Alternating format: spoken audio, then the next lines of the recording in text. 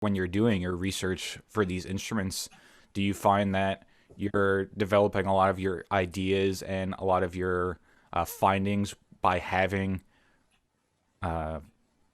contact with these instruments and having hands-on interactions, or does a lot of this research still kind of come from needing to dive into documents and that sort of thing? It's both. It starts with the instruments, and the instrument can tell you a lot about itself. It can also be rather enigmatic. And it's quite interesting. My experience originally, my personal experience with brass is sort of a chronological one.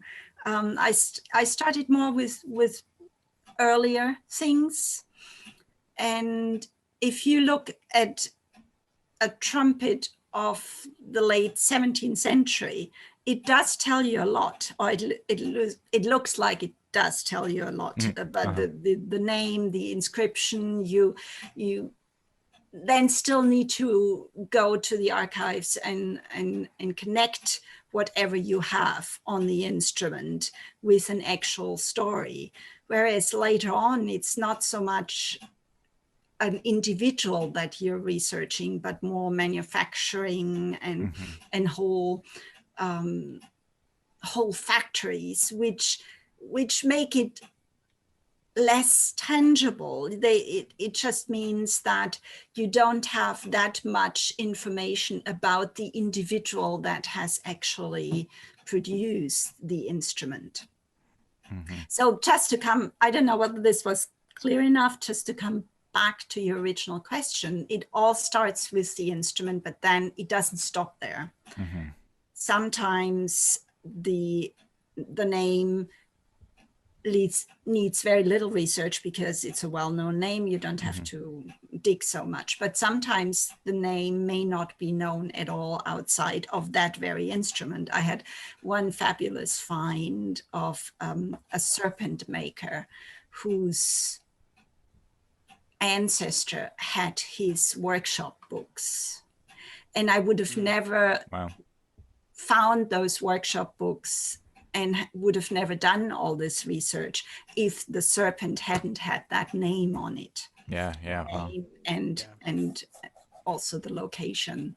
Was that found through like ancestry.com or something like that? That was actually before that. Before ancestry.com, in the old days, you would just write to the archive in that town, a normal letter. Wild to think about now, but and then if you were lucky, that letter would be answered, and if you were very lucky, they would answer and say, well, you are very lucky because we have a ancestor doing research on this man or something. That's awesome, man. That's incredible. What was maybe was there anything particularly interesting in that collection from that particular instrument maker, from those workshop books, that maybe contributed to the field or the knowledge of the instrument? There was a lot there was a lot in there. Nothing about serpents, but he was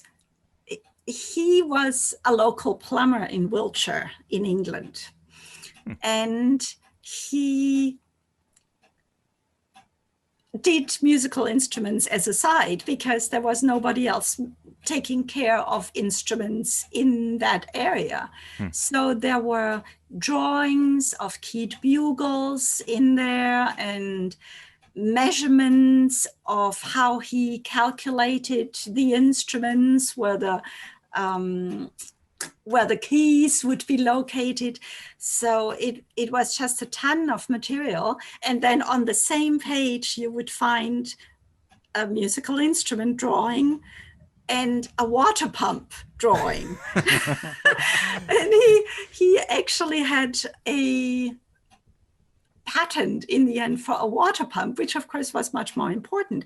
But then by extension, you would also find information on militia bands in the area whom he supplied, and it is a very fascinating source and finding, and of course you don't have that every day. For sure. That's sort of the one big research highlight that sometimes comes out of an instrument unexpectedly. Yeah, that's incredible. And I guess from a personal organizational standpoint, it's probably not the best to have, your instrument life in one book and the plumbing in the same book and recipes and everything. But I guess as a researcher, it's very convenient and a good find to have all that stuff in one place. Yeah.